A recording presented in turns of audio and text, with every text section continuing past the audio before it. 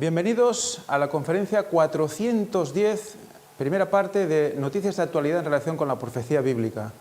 Hoy vamos a tener varios temas y tres de los más importantes son la arqueología, porque vamos a ver cómo en Jerusalén se han encontrado varios restos y nos dan una explicación muy interesante. Vamos a ver sobre los jesuitas, cómo están moviendo las cosas en el mundo, sobre todo en Nicaragua. Y al final, para mí, la noticia más impactante de todas, y tiene que ver con nuestros hijos.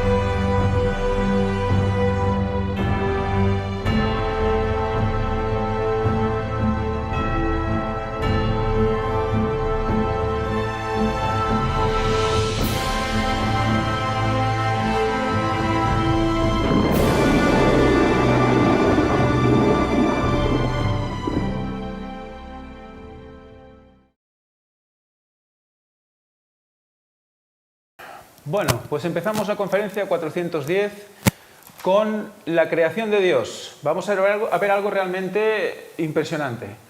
Descubren que un pez que cambia de color puede ver con su piel. Los animales pueden literalmente tomar una fotografía de su propia piel desde el interior, comentó uno de los investigadores que participó en el estudio. El Lacolaemus maximus, más conocido como pez perro, es originario del Atlántico occidental y tiene la capacidad de cambiar de color en segundos para camuflarse y protegerse de los depredadores. Esta característica la notó hace años una bióloga, Lori Schweiker, durante un viaje de pesca a los Cayos de Florida en Estados Unidos. Así, cuando la investigadora atrapó a este pez de arrecife y lo arrojó a la embarcación, notó algo extraño. Su piel había adquirido el mismo color y patrón que la cubierta del barco a pesar de estar muerto, detalla un comunicado de la Universidad Duke, California del Norte. Interesada en ese fenómeno, Schweiker decidió investigar la fisiología de la visión de la piel para publicar en 2018, junto con el biólogo Sonk Johnson, un estudio que muestra que este pez porta un gen para una proteína sensible a la luz llamada opsina, que se activa en su piel y que es diferente a los genes de opsina que se encuentran en sus ojos. ¿Qué pasa? Esta mujer recoge este pez, lo deja encima de la superficie y claro, ¿qué pasa? Al estar muerto, en principio el cerebro no funciona y claro, se dio cuenta de que la piel seguía haciendo ese mimetismo con el ambiente. Por lo tanto, eran algunas células que aún estaban siendo irrigadas y que, bueno, funcionaban de manera independiente, ¿no? Recientemente, un artículo publicado en la revista Nature Communications, Schweiker, Johnson y sus colegas señalaron que para estudiar el mimetismo de esta especie, tomaron trozos de piel de diferentes partes del cuerpo del pez y los analizaron con un microscopio. De esta manera notaron que la piel de un pez perro parece una pintura puntillista. Cada punto de color es una célula llamada cromatóforo, que contiene gránulos de pigmento que pueden ser rojos, amarillos o negros. Los científicos descubrieron que la opsina no se encuentra en los cromatóforos como se esperaba, sino directamente debajo de ellos. Por tanto, la luz que penetra en la piel, antes de llegar a la capa fotosensible, debe atravesar los cromatóforos llenos de pigmentos.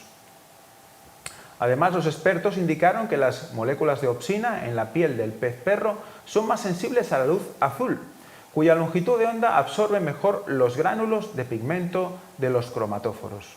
El hallazgo sugiere que las opsinas sensibles a la luz de los peces actúan de alguna manera como una película Polaroid interna, captando cambios en la luz que es capaz de filtrarse a través de las células llenas de pigmento de arriba a medida que los gránulos de pigmento se agrupan y se abren en abanico. Los animales pueden literalmente tomar una fotografía de su propia piel desde el interior, comentó Johnson. Para que quede claro, no estamos argumentando que la piel del pez perro funcione como un ojo, precisó Schweiker, agregando que los ojos hacen más que simplemente detectar la luz, forman imágenes. No tenemos ninguna evidencia que sugiera que eso es lo que está sucediendo en su piel, añadió. Fijaros que es interesante, ¿no? Tenemos toda una serie de cromatóforos, que son células que dan color en la superficie, pero debajo tenemos otras células con esta opsina, que es la misma proteína que tenemos en la visión ocular, en el ojo, en este pez, pero que hacen otra función, una función de recibir información que le ayuda al pez a saber lo que hay en sus ángulos muertos. Es realmente interesante. Es como una especie de retrovisor, aparte que le sirve también para camuflarse todo este cambio, ¿no? Los investigadores sostienen que su estudio podría allanar el camino hacia nuevas técnicas de retroalimentación sensorial para dispositivos como extremidades robóticas y automóviles autónomos que deben ajustar su rendimiento sin depender únicamente de la vista o las cámaras. Fijémonos cómo también aprenden de la naturaleza, aprenden de lo que el Dios, lo que el Señor ha creado, para poder luego implantarlo en lo que es la ciencia y la tecnología. Interesante que, digamos, ¿cuál es la explicación que generalmente estas cosas da la ciencia? Bueno, es la evolución para defenderse de los depredadores, métodos de supervivencia, pero siempre es lo mismo, y especialmente en estos lugares, más si son lugares tropicales que están llenos de peces en el mismo entorno, bajo los mismos estímulos y circunstancias, y unos se defienden de una manera, otros se defienden de otra, es decir, ¿por qué razón? ¿Por qué no lo hicieron todos de la misma manera? Realmente hay que hacer mucho esfuerzo para querer defender la evolución, ¿no? Exacto, y luego pensemos una cosa, a nivel puramente creacionista, ¿no? ¿Por qué el Señor nos crea a nosotros así? Como somos, a los humanos, ¿no? Podría habernos creado también de esa manera, ¿no? Mimetizados. Eso lo que demuestra es que el Señor tiene una capacidad de creación infinita y que podía habernos hecho de infinitas maneras, pero eligió una que es la similar a la suya. Por algo será. Entonces tenemos que tener todo esto. Tenía mucha variabilidad. Eligió lo que tenía que elegir como profecía, como mensaje para el mundo. Antediluvianos. Cuando el Sáhara fue un mar en el que habitaban criaturas gigantescas. Pensemos, el Sáhara, un gran desierto, pero bueno, si vemos esa arena, es como una playa sin mar, ¿no? Pues resulta que antes era mar, estaba cubierto. ¿En qué sentido? ¿Cuándo se cubrió todo esto? Bueno, pues sabemos que pasó algo, ¿no? Pasó un diluvio, pasaron cosas aquí. Y toda la tierra fue cubierta con agua. Y todos los animales que perecieron quedaron incrustados en diferentes lugares, ¿no? Dice que un grupo de científicos ha encontrado numerosos fósiles de especies gigantescas en el desierto de Sáhara, en Mali, donde hace millones de años, dicen ellos, estaba la vida marítima transsahariana. Fijaros en la característica, especies gigantescas, no es cualquier tipo de animal, son especies muy grandes. Entonces, lo que siempre apelamos a la lógica en estos casos, ¿no? Si los animales eran grandes, ¿los hombres qué eran? ¿Pequeños? No, todo era grande. Arqueología. Vamos a leer un artículo. Este artículo es extenso, pero vamos a ver, quedémonos con la idea general de todo este artículo. Vamos a leer mucho, pero veamos lo que pasa en Jerusalén. ¿Qué pasó allí en el monte de Sión? Dice, la evidencia de la destrucción de Jerusalén a manos de los babilonios y luego los romanos ahora se revela en el monte Sión. Estamos hablando de pura Biblia, pura profecía. Y vamos a tocar piedras. Cuando dice que las piedras hablarán, es que hablarán. Y ahora vamos a ver cómo hablan estas piedras. Y cómo en situaciones realmente complicadas de arqueología, de excavación, los arqueólogos tienen que, bueno, vérselas y deseárselas para poder comprender lo que hay aquí debajo, ¿no? Porque fue una ciudad realmente, bueno, muy transitada y conquistada y reconquistada. Luego veremos los números. Jerusalén fue destruida 2 veces, en el 586 a.C. y el 70 después de Cristo.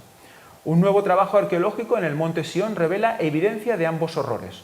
Una nueva teoría para los muros de Nehemías, pesas raras del periodo del primer templo y una costilla mágica.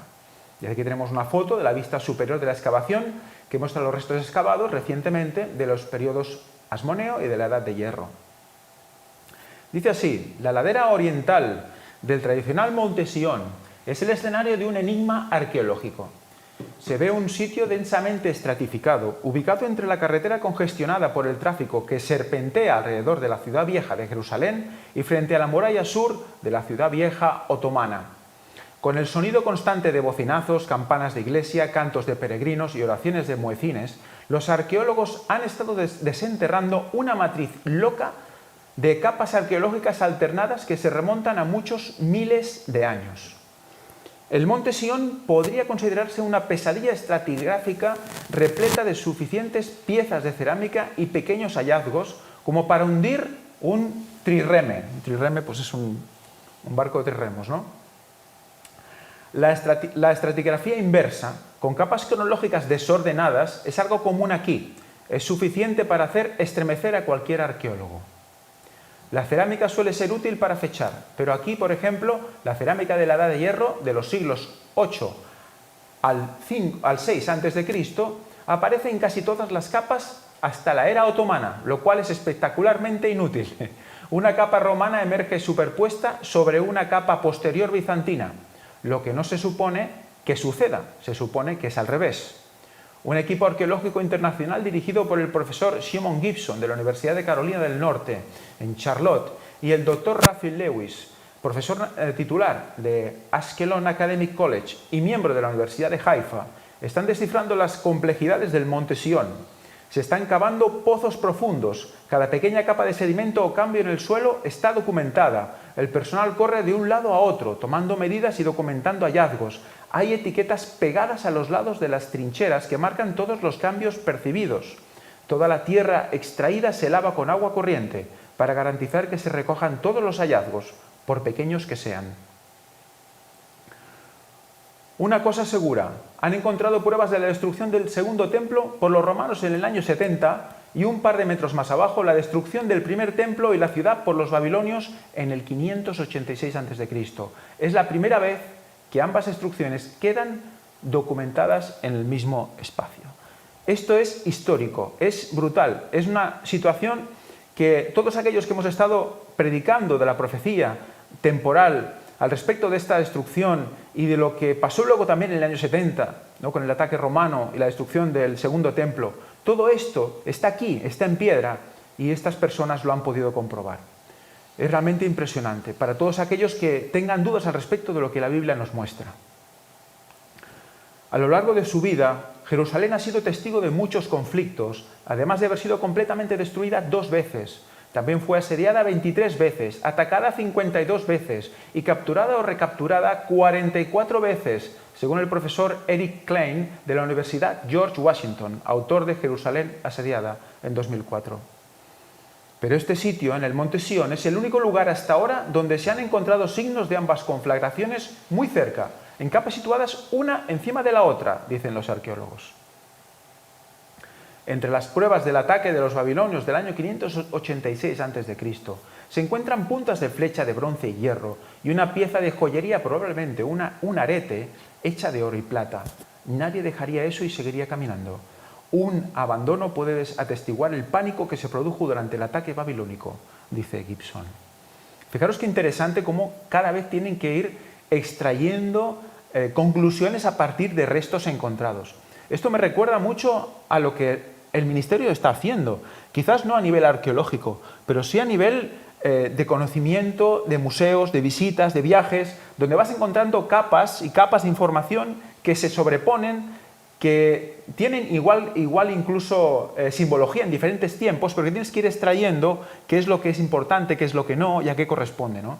Es interesante porque me recordó un poco cuando estaba leyendo este artículo al trabajo que quizás también tengamos que hacer nosotros, ¿no? Del ataque romano del año 70, el equipo ha desenterrado paredes derrumbadas con piedras calcificadas por el intenso calor de las llamas cuando las casas fueron incendiadas, provocando el derrumbe de los pisos superiores, lo que dio lugar a frescos dispersos y rotos. Las escenas de devastación son bastante conmovedoras, dice Gibson, y entre las piedras había un hallazgo pequeño y único, una costilla con dibujos y letras hebreas inscritas. Probablemente se trataba de un amuleto, posiblemente utilizado para protegerse de los invasores romanos. Si es así, claramente no funcionó. Ver fundación. Robará. Cuando Haers llegó para el último día de la temporada de excavaciones del verano de 2023, el equipo estaba excavando pisos de la Edad de Hierro, del siglo VII o principios del VI a.C. ¿Por qué es tan desconcertante interpretar la historia del monte de Sion en el sur de Jerusalén? Porque en un relato clásico, los nuevos asentamientos surgieron sobre los antiguos y la capa más baja será inevitablemente la más temprana. En Tel Megiddo, por ejemplo, los arqueólogos encontraron capas ordenadas de asentamientos desde la Edad de Bronce temprano hasta la destrucción de la ciudad en la Edad de Hierro. Esto es lo que les gusta a los arqueólogos, dicen, ¿no? Pero aquí no es así. Entonces, ¿cómo surgió tal caos estratigráfico? O sea, ¿por qué se mezclan las capas aquí? Ahora lo vamos a ver. Dice, paisajismo arquitectónico urbano, explica Gibson. Hoy en día, el paisajismo se hace con excavadoras, cortando el suelo y remodelándolo. En aquel entonces lo hicieron mediante un esfuerzo humano agotador, utilizando herramientas simples y moviendo tierra y escombros con carros, redepositando y moviendo piedras de construcción, excavando para establecer cimientos firmes para los edificios, robando piedras de las paredes y cortando estratos anteriores. En este caos, un arqueólogo tiene que descubrir las capas con mucho cuidado o pueden ocurrir errores cronológicos. Fijaros, esto me suena también como una especie de analogía, ¿no? También a todos los errores que quizás están ofreciendo a nivel profético, ¿no? Si no se busca realmente el origen de las cosas, es como ir a ciegas. Y lo que hacen, ¿qué es? Buscar, desentrañar, quitar lo que realmente no corresponde para poder ver la verdad, ¿no? Es impresionante, porque van buscando en el tiempo también los arqueólogos. Hay que comprender el mecanismo de una estratigrafía desordenada con un balagán, confusión de capas, cortes profundos, trincheras de ladrones y muros fantasma. De lo contrario es fácil perder la trama, dice. Además, Jerusalén ha sido objeto de investigaciones arqueológicas durante más de 150 años. El propio Monte Sion había sido investigado antes, incluso por Caitlin Kenyon en la década de 1960 y Magen Broshi en la década de los 70. Los escombros dejados por excavaciones anteriores han sido otra fuente de confusión. Cuando tienes este tipo de complejidad, refleja perfectamente la caótica Jerusalén histórica que siempre ha caracterizado esta ciudad. Nada es sencillo y tenemos que pensar constantemente de manera innovadora, resume el profesor, basándose en décadas de experiencia excavando en la ciudad, incluidas más de 2 décadas en este sitio específico. Cuando se le pregunta cuánto tiempo estuvo realmente habitada esta parte del Monte Sion, Gibson responde, al menos desde la Edad de Hierro, hace unos 3.000 años hasta 1926. 3.000 años. ¿Fue? De hecho, había un jardín de infancia establecido justo encima del sitio por benefactores estadounidenses en los años 20, explica. Un jardín de infancia multicultural diseñado para que los niños musulmanes, cristianos y judíos intentaran entenderse entre sí y sus diferencias. Ahora, monedas o pesos. En el primer templo nunca ha sido encontrado y tampoco el segundo, pero hay evidencia histórica de ambos. Sin embargo, las excavaciones han ido revelando cómo era la vida doméstica en la Edad de Hierro. Bueno, interesante lo que dice aquí. El primer templo nunca ha sido encontrado y tampoco el segundo. Claro, aquí está la discusión, especialmente con el mundo islámico, que quiere negar la existencia de los templos. Aunque el Corán habla todo el tiempo, habla de inclusive del rey David, de Salomón y compañía. Pero hay alguien que dijo, no quedará piedra sobre piedra, todo se ha derribado. Bueno, las piedras pueden estar por ahí dispersas, pero no ha quedado nada en pie.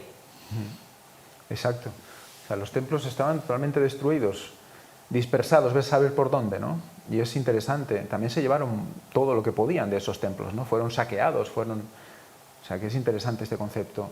Entre los hallazgos más preciados de la excavación del Monte Sion de 2023 se encontraba un raro peso de 4 siglos con una inscripción. Está en un estado exquisito, excepto por un golpe en un lado. Con forma de cúpula y hecha de piedra caliza rosa pulida, fue desenterrada por Philip Nadella, un voluntario de Filipinas que también forma parte de un grupo que ayuda a financiar la excavación. Un segundo peso, abovedado, de medio siglo, más blanco y ligeramente más desgastado por el tiempo, una beca, apareció justo cuando la temporada estaba terminando. Ambos fueron encontrados cuando el equipo descubrió cuidadosamente la capa de la Edad de Hierro en este lugar por primera vez, revelando los pisos de las estructuras antiguas. ¿Por qué tomó tanto tiempo llegar a la capa de la Edad de Hierro si este lugar ha sido excavado durante décadas y dado que se identificó cerámica de la Edad de Hierro en cada capa desde la primera? Cuando Kenyon observó la cerámica de la Edad de Hierro en el Monte Sion, allá por los años 60, supuso que había sido importada allí junto con la tierra como vertedero de otros lugares, explica Gibson. Kenyon era minimalista en términos de la extensión de la ciudad de la Edad de Hierro, asumiendo que no abarcaba el actual Monte Sion dentro de sus muros.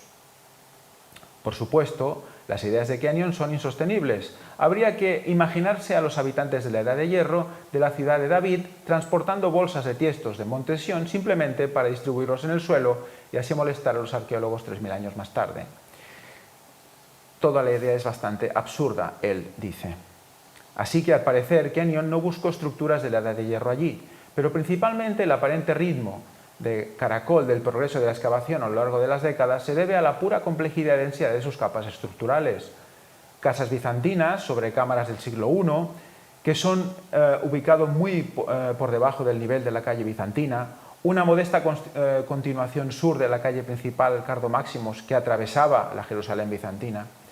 En el medio hay capas de escombros del periodo herodiano, un sándwich bizantino que contiene un relleno romano, lo cual no es nada sencillo y no es lo que a los arqueólogos les gusta excavar. La única opción es excavar con diligencia los cientos y miles de niveles, superficies y sedimentos, comprobando todo sobre la marcha, registrando y documentando constantemente. A veces, junto con Gretchen Gotter, que está a cargo de la sede de excavación, reviso cientos de tiestos de un determinado relleno y encuentro que el 99,9% es de fecha romana y el 0,1% de fecha bizantina.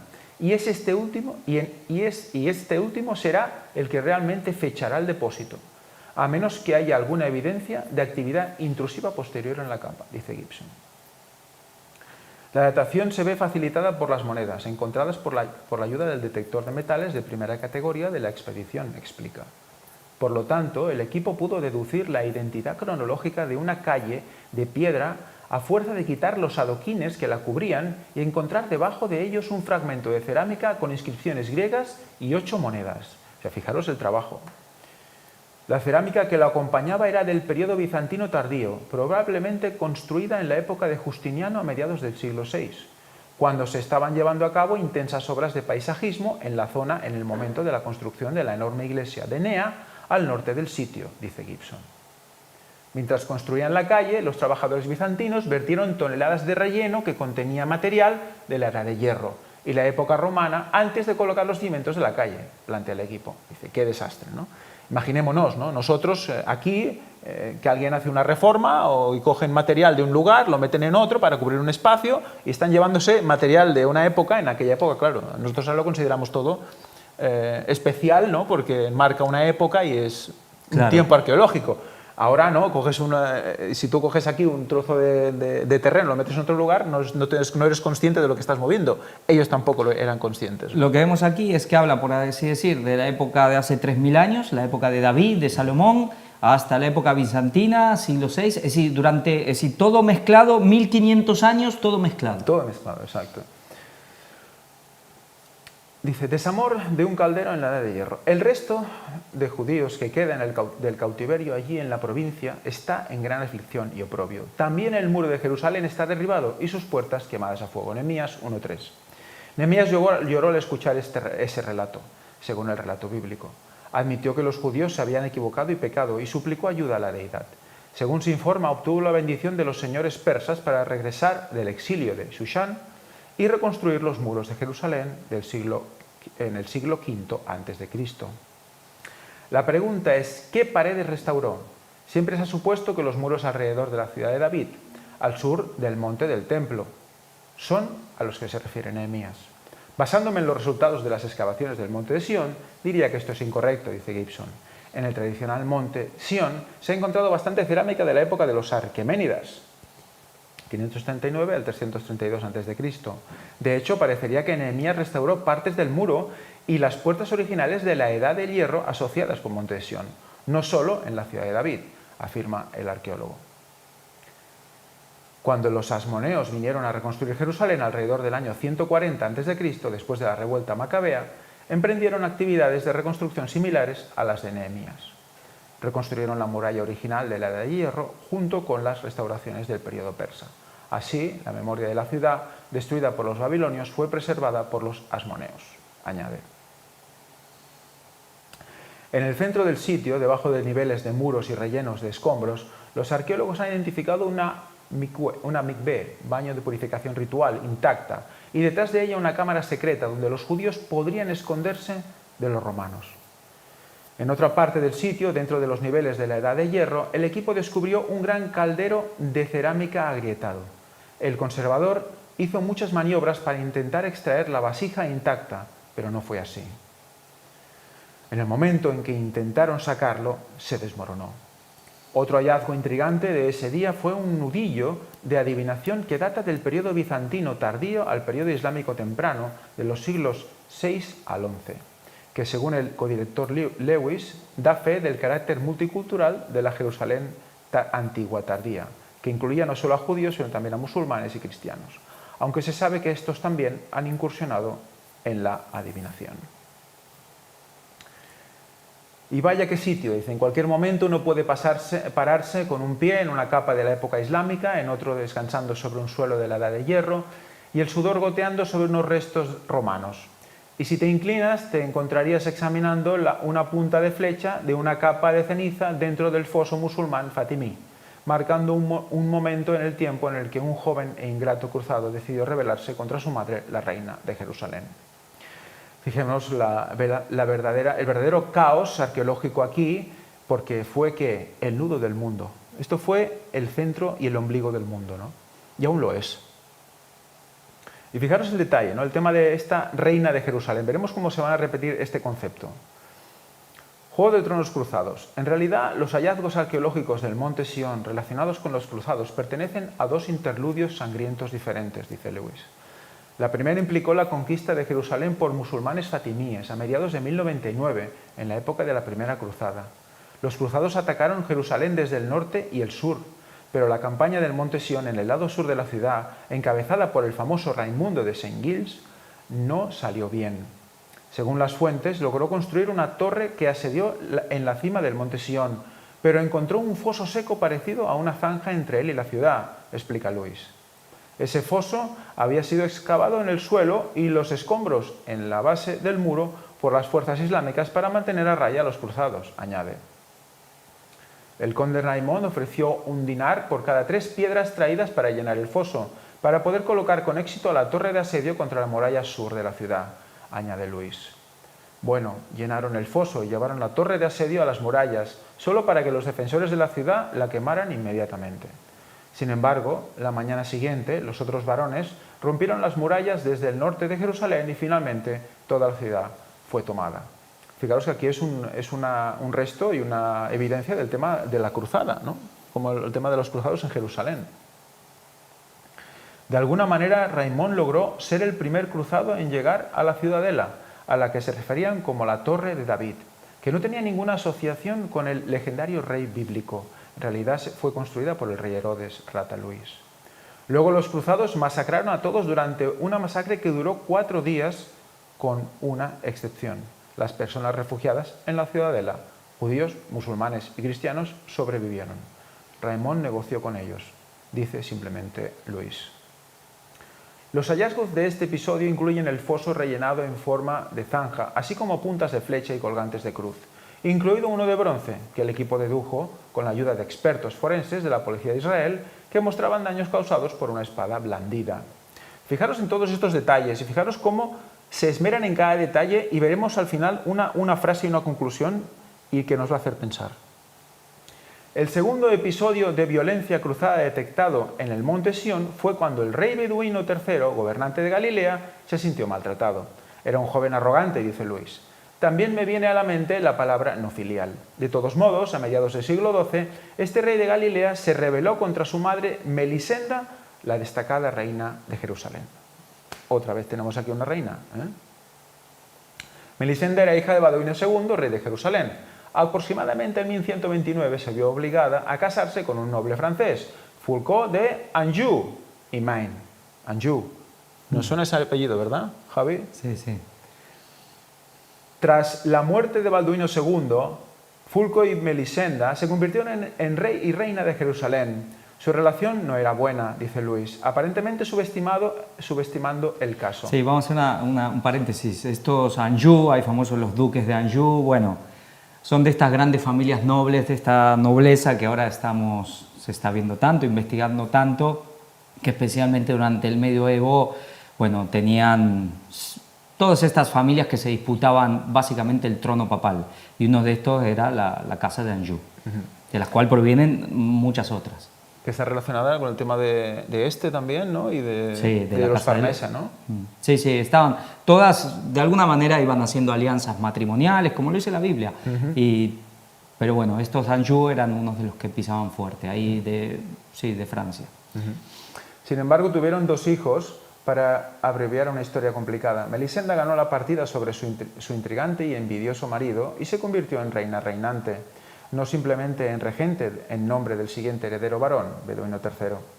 Descontento con este arreglo, el joven Beduino III finalmente dirigió un ejército desde Galilea a Jerusalén, se agazapó en el monte Sión, entonces fuera de las murallas de la ciudad, y la asedió durante 10 días, explica Luis. Al final llegaron a un acuerdo y Balduino III se convirtió en rey de Jerusalén, dejando tras de sí una gruesa capa de ceniza repleta de puntas de flechas y otras evidencias de lucha. Esta evidencia quedó sellada por las siguientes debacles del día entre los cruzados y las fuerzas ayubíes. Entre otros acontecimientos, al enterarse de que Jerusalén había sido potencialmente ofrecida de forma temporal a los cruzados como parte de un acuerdo mayor, el gobernante ayubí de la ciudad de esta época hizo derribar las murallas de la ciudad en 1219 y 1227, por lo que al menos a los demonios no conseguirían una ciudad fortificada, explica Luis. Bueno, son estos grandes sillares y dovelas de la torre de la puerta demolida en aquella época los que forman hoy la capa superior de la excavación del monte de Sión, dice Luis. O sea, estamos ya en la parte superior de la capa, ¿no? Aquí estamos ya en la parte del siglo XIII, ¿no? Nos ha ido explicando toda la línea, digamos, hasta llegar hasta aquí. Que ha trabajado personalmente en la excavación durante casi 24 años, con un descanso de 7 años para la primera intifada. A principios del siglo XIII, este barrio fue sustituido por un mercado de pescado con una actividad adicional de huevos de gallina. En las capas del mercado que excavamos había grandes cantidades de cáscaras de huevos de gallina y espinas de pescado, relata Luis. En la temporada de 2014 incluso encontramos un anzuelo, no para atrapar las criaturas, ya que Jerusalén no tiene más agua que la fuente de Gijón, libre de peces. El anzuelo se utilizaba para colgar el pescado de las vigas de la tienda y del puesto. El mercado dejó de funcionar cuando las fortificaciones de la ciudad fueron destruidas en 1219. Debajo del mercado ayubí hay una capa de cenizas quemadas del conflicto entre Melisenda y su hijo Beduino III. Debajo se encuentra el foso fatimí, cortado irregularmente, que detuvo la conquista cruzada de Jerusalén en 1029, que hemos comentado antes. Ese foso que fue rellenado y demás, ¿no? Más abajo, más casas y una calle de los periodos bizantino e islámico, y aún más profundo, cámaras con bóvedas de cañón bien conservadas y casas quemadas del año 70. Luego, por supuesto, están las casas destruidas por los babilonios en el 586 a.C. Aquí nos hace un resumen de arriba abajo, dice. Y ahí viene el tema, dice, y uno se pregunta, ¿qué hay debajo de la capa de destrucción del primer templo? ¿Podría haber restos de épocas prehistóricas o protohistóricas? Solo el tiempo lo dirá. Hasta la fecha, el único hallazgo de los inicios de la ciudad en el periodo neolítico es una punta de flecha solitaria, pequeña pero mortal, que podría servir como símbolo de lo que vendrá en el sangriento futuro de Jerusalén. O sea, fijaros el tema. Tenemos unos detalles espectaculares desde Babilonia hasta el siglo XIII, pero parece ser que en estos 150 años de excavaciones ha costado ir más abajo, ¿no? Es un tema, creo que interesante, porque algo pasa. Sabemos que más abajo pueden encontrar cosas que pueden destruir quizás muchos de los conocimientos que la evolución tiene dentro, ¿no? Está implantando, ¿no? Digamos que llegan prácticamente hace 3000 años. Sí, sí. Pero más queda ahí. Queda ahí. Como que nadie o no ha interesado ir más allá, o no ha habido dinero, o no hay nadie que le dé por saber qué realmente había ahí. Es como que se concentran puramente en el tema judío o hebreo, sobre todo desde la época de Josué, la conquista y para acá, y ya no más, ¿no? Entonces, sabemos que era zona de gigantes, la Biblia lo dice. Entonces, sabiendo la tecnología que tienen estas personas, que además el mundo digamos, israelí, el mundo arqueológico israelí, es de los más avanzados del mundo. O sea, yo dudo que no tengan grandes escáneres y sistemas para detectar cosas incluso a nivel subterráneo. Entonces, ¿cómo puede ser, ¿no?, que no se hayan planteado algo así, ¿no? Bueno, es algo que estamos viendo cuando hemos ido a Egipto, a Jordania, que vemos que llega un punto que ya no hay un interés en cruzar ciertos límites históricos. No vaya a ser, quizás porque saben lo que se encuentran. Otra cosa que también me quedaba, hablaba de que casi todo lo que se encuentra es del periodo romano. Ajá. Después un poco hablaba del periodo bizantino, que es posterior, es la Roma oriental. Pero es interesante porque la profecía ya de Daniel habla de Roma, que dice que trillará, pisoteará, como que arrasará con todo. Lo limpia todo. Vemos como, por un lado, en ese momento hubo un hombre que cambió la historia, es el antes y después, y es Jesucristo. Pero al mismo tiempo, es decir, estaba el Imperio Romano, que es el que también hace un antes y después en el mundo entero, arrasa con todo. Y ya ir más allá de Roma ya cuesta más. Exacto. Sí, sí, eso es hierro puro. Pues cambiando completamente de tema, vamos ya por crisis. La deuda pública en Italia alcanza su máximo histórico. Países Bajos entra en recesión. Fijémonos, la quinta economía de la zona euro se contrajo por segundo trimestre consecutivo. Aquí la esperanza de Europa, ¿qué eran? Los países del norte, el norte de Europa, la Europa rica. Resulta que la Europa rica está empezando a fallar. Si esto falla, ¿de dónde nos vamos a coger, ¿no? La Europa pobre, ¿no? Porque esto es algo que está en la boca de los economistas últimamente. Alemania está cayendo, Países Bajos parece que también. Entonces, ¿qué va a pasar? Esto es un agujero negro. Todo el tema de la guerra de Ucrania y demás es un agujero negro. La inflación, un agujero negro. Una cosa, yo sé que esto quizás no es común, pero me gustaría volver para atrás a lo de Israel. Ajá. Algo que no comentamos al final. Dime. Comentamos, sí, lo que no se quiere descubrir, pero pensemos lo que dice. Vendrá. Ajá. Lo que vendrá en el sangriento futuro de Jerusalén. Sangriento futuro de Jerusalén. Porque esto había que comentarlo. Ajá. Este es un periódico israelí y ellos tienen claro lo que va a venir. Exacto. Ellos tienen muy claro el sangriento futuro de Jerusalén. Lo dice gente que está ahí, que son judíos y están ahí. Bueno. Exacto. No, evidentemente, y tiene mucho que ver con todo esto también, con el tema crisis, por supuesto. ¿Qué esperar de una posible moneda única del BRICS? Están mirando una moneda llamada R5, que es la que, bueno, quieren poner como moneda propia para esos 5 países y, bueno, realmente quieren darle, bueno, una patada al dólar en este caso, ¿no? Aquí vemos cómo, para quien quiera acabar de leer la noticia. Sí, sabemos que hay, bueno, aquí se está discutiendo, desde Occidente hay mucho escepticismo, a veces hasta mofa, como que, bueno, esto es puro bombo que hacen ellos, pero esto no irá más. Yeah. Bueno, veremos. Ya hay países, entre ellos Argentina, que aparentemente ya van a empezar a formar parte también de los BRICS, y otros más, y muchísimos que están golpeando las puertas.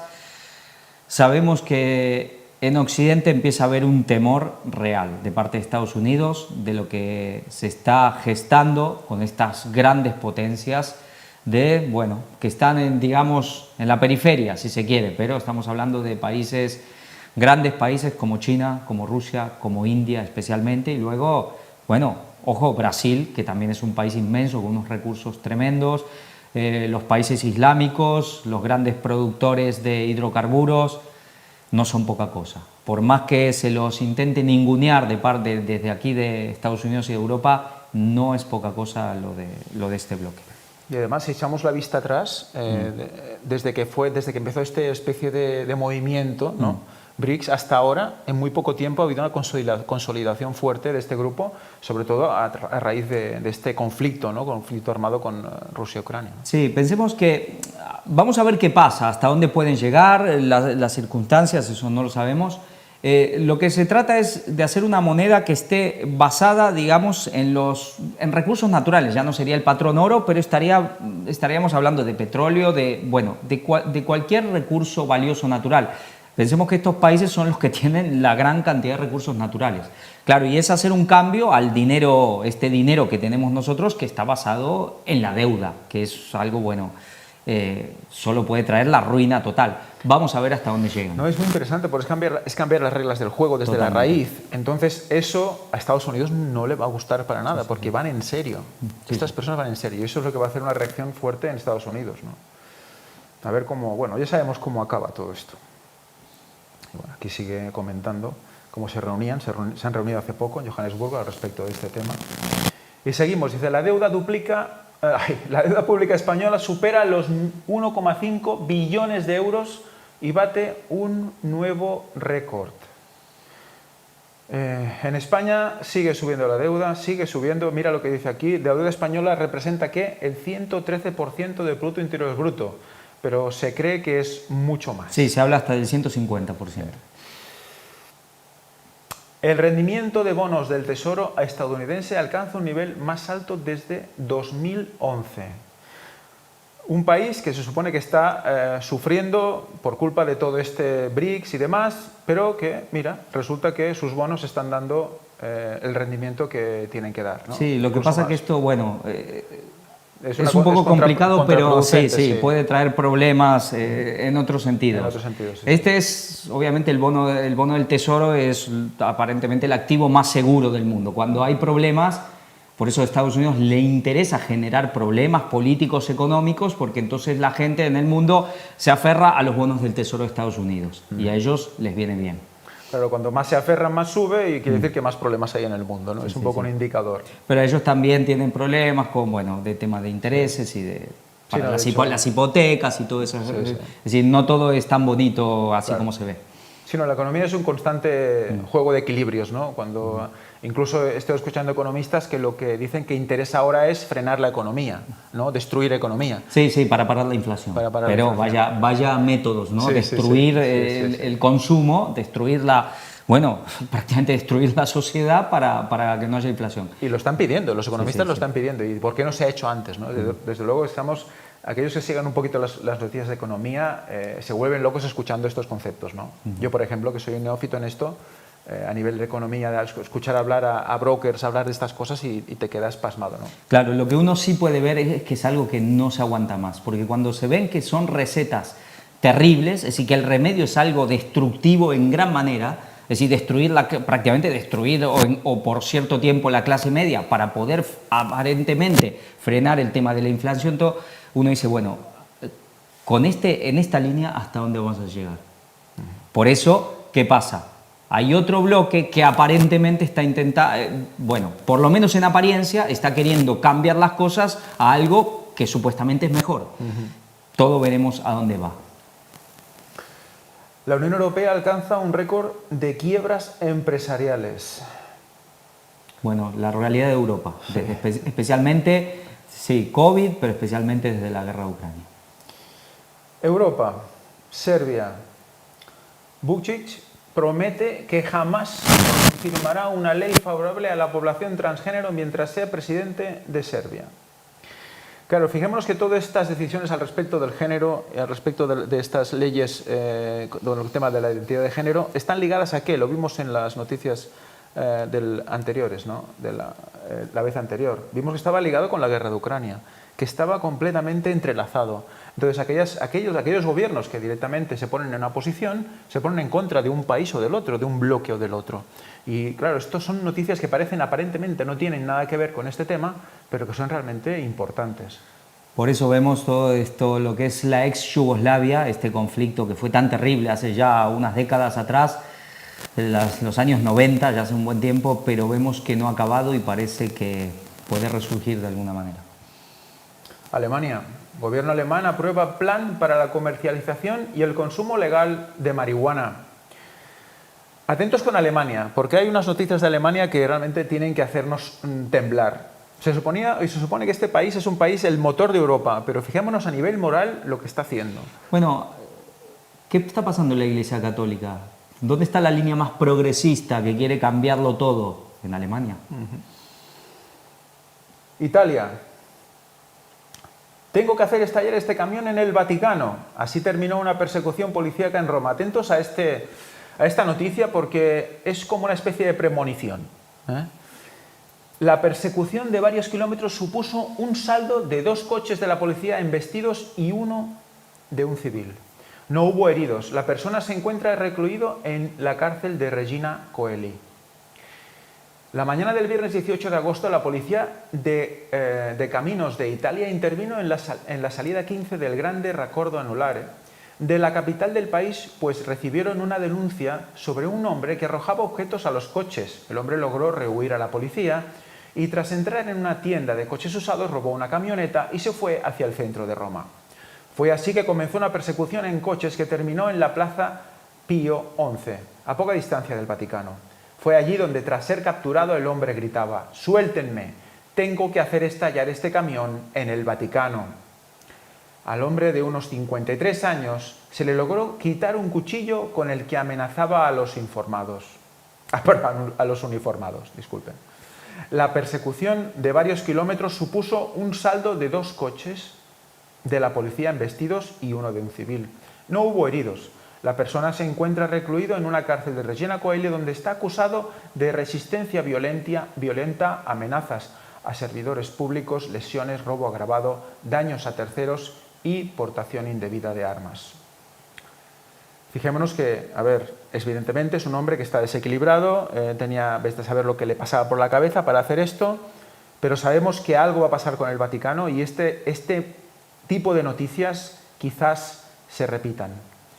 Sí, recordemos que antes del atentado de las torres del 11S, hubo un atentado en el Rockefeller Center.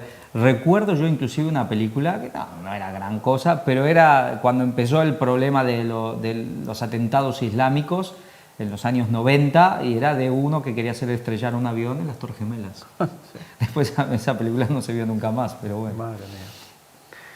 Países Bajos. Un político de extrema derecha rompe un Corán frente a la embajada turca en La Haya. La nueva moda, como vimos ya en noticias anteriores, en días anteriores. Romper Coranes, romper Biblias en diferentes lugares. Sí, miremos la camiseta, de Islam y nazismo, como que, bueno, como que son las mismas cosas. Sí. Bueno, es impresionante cómo se está poniendo todo. Estamos hablando de la moral, pero estamos hablando de religión, estamos hablando de política, estamos hablando de economía, estamos hablando de geopolítica, o sea, lucha entre diferentes guerras. O sea, atentos a todo esto, porque es que ya, mires por donde mires, no hay tranquilidad. Sí, ahora una pregunta, ¿estos son los movimientos que quieren apoyar a los cristianos? ¿Con esta gente quieren ir? ¿Esta gente es la que va a solucionar las cosas? Exacto. Francia. El gobierno francés veta el abaya musulmán en todas las escuelas del país. Atentos a esta noticia, porque nos puede parecer algo quizás lógico a algunos, pero veamos a dónde nos lleva todo esto. Dice, el abaya es una camisa larga que cubre todo el cuerpo, menos la cabeza, las manos y los pies de las mujeres musulmanas. En ocasión del nuevo ciclo escolar, las autoridades francesas decidieron prohibir el uso del vestido islámico del abaya, un distintivo musulmán para mujeres bastante difundido entre los practicantes de esa religión en el país. La noticia fue anunciada por el ministro de Educación de la República de Francia, Gabriel Attal. El hábito no podrá ser usado, dijo, y adujo que se necesitaban reglas claras. En declaraciones el domingo 27 de agosto a la prensa, Attal mencionó que todos los directores de escuelas están recibiendo ayuda para aplicar la prohibición. Este veto aplica a todas las escuelas públicas de Francia. Sobre este veto, el portavoz del gobierno Olivier Véran declaró a los micrófonos de BFM que se trataba de una necesaria exigencia y agregó que es el tiempo de la laicidad. No se va a la escuela para hacer proselitismo religioso. Atentos a estas palabras, porque ya vimos quién era el abanderado de no hacer proselitismo religioso. Iba vestido de blanco. Sino para aprender. Cuando se está en clase no se debe estar expuesto a signos religiosos ostentatorios. Esto es impresionante porque, bueno, es interesante y es lógico quizás, ¿no? En una escuela laica, claro, no puedes ir ahí y empezar a hablar de otras cosas que no son, ¿no? Pero vemos cómo esto puede tener otra cara, otra vertiente. Claro, también lo que es signo religioso ostentatorio, ¿cuál es la definición? ¿Hasta dónde llega el concepto? ¿Es un crucifijo que cuelgue? ¿Hasta dónde es ostentatorio? Es claro, muy interesante. Aquí estamos hablando de una vestimenta. Sí. Claro. ¿Cómo te vistes? Hay gente, los cristianos se visten de una manera, los musulmanes se visten de otra. Incluso el otro día vimos a budistas en el aeropuerto se visten de otra, ¿no? Entonces, ¿eso no es una ostentación de la religión? Claro, ¿qué pasa si nos dice mañana, bueno, mañana hay que venir todos con el arco iris? Es que es muy interesante todo esto. Vemos que partimos de una cosa básicamente lógica, Sí. pero sabiendo lo que sabemos y cómo se está poniendo el tema, tenemos que ver más allá en estas noticias, ¿no? El abaya es una camisa larga que cubre todo el cuerpo, menos la cabeza, las manos y los pies de las mujeres musulmanas. La medida se toma casi 2 meses después de los sucesos que movilizaron a la policía del país tras la muerte de un joven musulmán. Y bueno, aquí tenemos más cosas. Reino Unido. El carnaval de Notting Hill en Londres deja 8 apuñalados, 308 detenidos y más de 70 policías agredidos. Sí, vemos estas cosas y bueno, la noticia queda ahí, pero creo que todos ya sabemos en dónde, en qué lugares, qué grupos hicieron esto y qué empieza a generar, pues estos movimientos de ultraderecha, anti-inmigración y especialmente anti-inmigración musulmana. Porque claro, cuando vienen estos conflictos en ciudades como París, en ciudades como Londres y más, especialmente europeas, luego los lugares y la gente son generalmente de procedencia de ciertos países. Claro. O hijos. Quizás ya son nacidos ahí, pero hijos Ya. de gente que vienen de ciertos países, especialmente en Norte de África, algunos Medio Oriente. Claro. Y esa es la realidad. No, y luego ya desde el punto de vista puramente moral de la noticia, ¿no?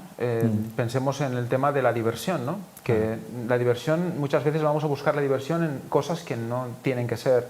Y estos lugares tan comprometidos, porque en un carnaval no se va y se bebe agua solo, ni se va a charlar, sino que se van a hacer otras cosas y a beber de todo y a ponerse de todo y luego pasa lo que pasa, ¿no?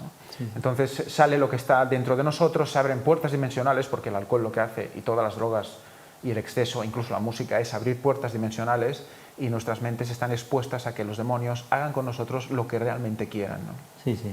Después tampoco hay que olvidar, para ser justos, que hay otros grupos y otras etnias que también a veces hacen este tipo de cosas. Lo que pasa es que a veces los movimientos ultraderecha no hacen tanto porque aparentemente son cristianos, que son las famosas bandas latinas, que también hacen lo suyo aquí en Europa y en Estados Unidos. Bueno, en Estados Unidos más todavía. España. Crecen los intentos de suicidio por sustancias tóxicas en España, sobre todo entre jóvenes menores de 20 años. Esto es terrorífico. Esta noticia es alucinante. Yo tengo un hijo de 20 años y una hija de 17. Y realmente ver estas cosas es para estirarse de los pelos. ¿Qué está pasando en la sociedad? Bueno, los que somos cristianos y conocemos las profecías sabemos lo que está pasando. Pero saberlo no nos exime de que podamos sufrir o de que podamos pensar que realmente es abominable. Fijaros en los números. El Servicio de Información Toxicológica atendió a 6.997 consultas en 2022 por intoxicaciones autolíticas. No sé exactamente qué quiere decir, pero supongo que quiere decir que eran autoinfligidas, ¿no?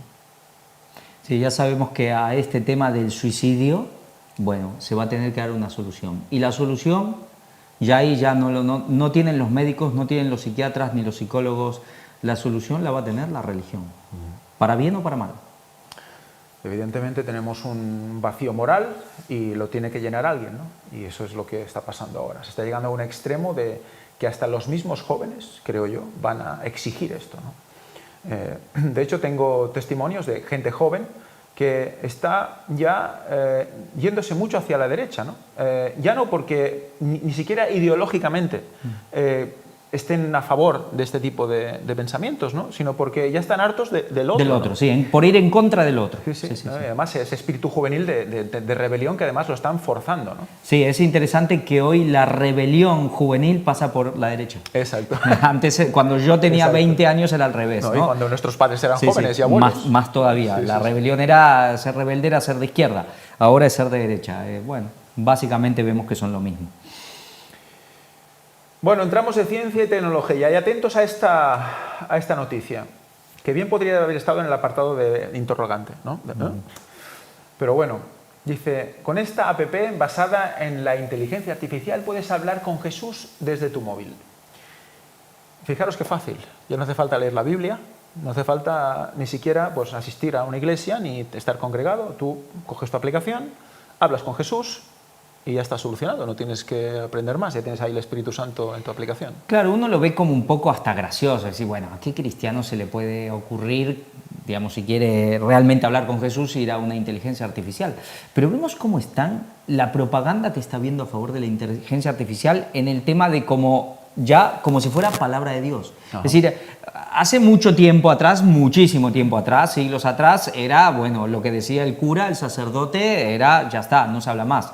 Hace un tiempo que es lo que dice el científico, pero hoy, desde hace especialmente un año para acá, es lo que es la inteligencia artificial. La inteligencia artificial ha resuelto el famoso dilema histórico de qué vino primero, el huevo o la gallina. No, y literal. Pero hoy es que parece que lo que diga la inteligencia artificial es como si la inteligencia artificial es como si ya es lo que condensa todo el conocimiento y la inteligencia habida y por haber y ya no se puede superar. Entonces, no dudo que haya quizás gente joven que piense que, bueno, mira, lo que me diga la inteligencia artificial, inclusive sobre Jesús, va a ser mejor que lo que me diga la propia Biblia o cualquier persona, por más consagrada que sea. Sí, es que es Google llevado al extremo. Claro. ¿No? Google llevado al extremo. Mira, me viene a la memoria hay una película y una serie que están destinadas a hacernos creer esto. Una inteligencia artificial con conciencia propia que busca a gente, busca a elegidos. O sea, ¿hasta qué punto esto no va a ser una base para decidir quiénes son los buenos y quiénes son los malos, ¿no? Cuando tú le preguntes a la inteligencia artificial quién es el enemigo del mundo, o quiénes son los buenos o quiénes son los malos, ¿qué te va a decir? Es muy interesante. Es como lo que comentabas, y tú comentabas hace no mucho, es como el llevar a la apoteosis al punto ya máximo de crear el ídolo, ya crear un Dios realmente, la inteligencia artificial. Y es el que nos tiene que marcar el camino. Esa idolatría digital. Sí, sí. Es impresionante, es crear un nuevo Jesús, un Jesús falso, es alucinante. Bueno, aquí tenemos todo el concepto. Y fijaros un testimonio ya. Esta aplicación me ha ayudado y ha fortalecido mi fe. Impresionante, qué fe. Sí. Y bueno, te ofrece no solo hablar con Jesús, tú eliges, pues hablar con cualquiera de la historia. Aquí tienes Napoleón, Marie Curie, Leonardo da Vinci, Oppenheimer, cualquiera. Y bueno, vamos a ver algo que también es impresionante. Dice, una mujer con parálisis y otra con ELA recuperan el habla gracias a unos implantes cerebrales. Esto yo creo que es algo impresionante. Es algo que para aquellas personas que están sufriendo de esto tiene que ser una nueva vida, ¿no? Y parece ser que es como una especie de ser virtual que lee tus reacciones mentales en tu cerebro y lo traduce en palabras, ¿no? Y es algo impresionante. Está claro que el conocimiento y la ciencia se puede utilizar para bien o se puede utilizar para mal. Desde luego. Latinoamérica. Bueno, y vamos ahora a tema de Latinoamérica. Ya siempre un subcontinente tan rico y también para bien y para mal. Sí. Lamentablemente, generalmente lo que vemos aquí son mucho tema bastante terrible y desgraciado, pero es, bueno, el cumplimiento profético. Dictadura de Ortega bloquea cuentas bancarias y bienes de universidad jesuita en Nicaragua. Esto tengámoslo presente por lo que le espera a Nicaragua. Tarde o temprano podemos mirar, el que quiera hacer un poco de historia, buscarlo, qué ha pasado en todos los países que se han metido y que han ido contra los jesuitas. Dictadura expropia Universidad Jesuita en Nicaragua tras acusarla de terrorismo. Aquí tenemos la UCA en Nicaragua, en Managua, acusada de terrorismo. Dice, la dictadura de Nicaragua expropió todos los bienes y cuentas bancarias de la Universidad Centroamericana, UCA, perteneciente a la Compañía de Jesús, a los jesuitas, tras acusarla de terrorismo, según confirmó la misma casa de estudios a través de un correo electrónico este miércoles. Arturo McFields Yescas, ex embajador de Nicaragua ante la Organización de los Estados Americanos, la famosa OEA, hoy exiliado político por denunciar las arbitrariedades del régimen, publicó a través de su cuenta en la red social X, que sería Twitter, el email de la UCA dirigido a la comunidad universitaria. En el mensaje, la universidad denuncia que el martes 15 de agosto es la gran fecha de los jesuitas, de la fundación de los jesuitas, el famoso Día de la Virgen. A las 5:29 p.m. hora local, el juzgado del 10º Distrito Penal de Audiencia de Circunscripción Managua, a cargo de la jueza doctora María Saavedra Corrales, notificó la incautación de bienes inmuebles, muebles, dinero en moneda nacional o extranjera de las cuentas bancarias inmovilizadas, productos financieros en moneda nacional o extranjera, propiedad de la UCA. Pero es impresionante cómo el gobierno usa el día 15 de agosto, la fecha misma de ellos, de los jesuitas, para darle este garrotazo. Como usando su propia medicina. Exactamente, porque los jesuitas vemos cuántas cosas han hecho un 15 de agosto. Asimismo, se indica que a partir de ahora el régimen en Nicaragua se encargará de todos los programas educativos. Esta es la universidad más famosa ahí en Managua, en Nicaragua, la UCA. Tuvo sus momentos también trágicos en el año, si no recuerdo, 89, cuando también eso fue en El Salvador. Pero en esas épocas también los gobiernos, más de derecha, los militares, hicieron muchos destrozos también en estas universidades y contra los jesuitas. Ya sabemos que en Centroamérica mataron muchos jesuitas en esa época, pero había sido especialmente en El Salvador, no en Nicaragua. En el correo electrónico, la UCA aseguró a la comunidad universitaria que estas medidas fueron tomadas a partir de señalamientos infundados, de que su centro de estudios funcionó como un centro de terrorismo organizando grupos delincuenciales.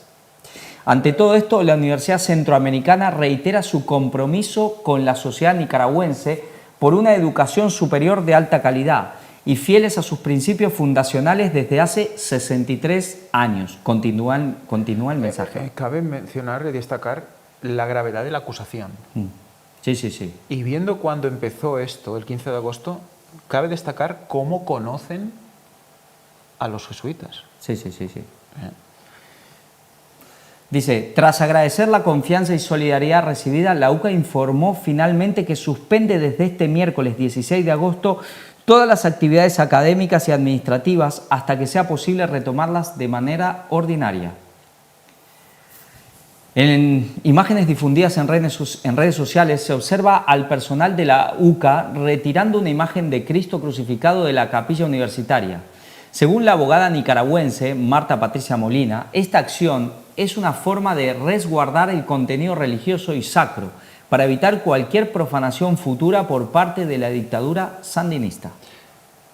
Creo que vemos también ahí que está empezando ya el victimismo, ¿no? Ahí empieza la parte ya de vamos a cubrir, vamos a proteger.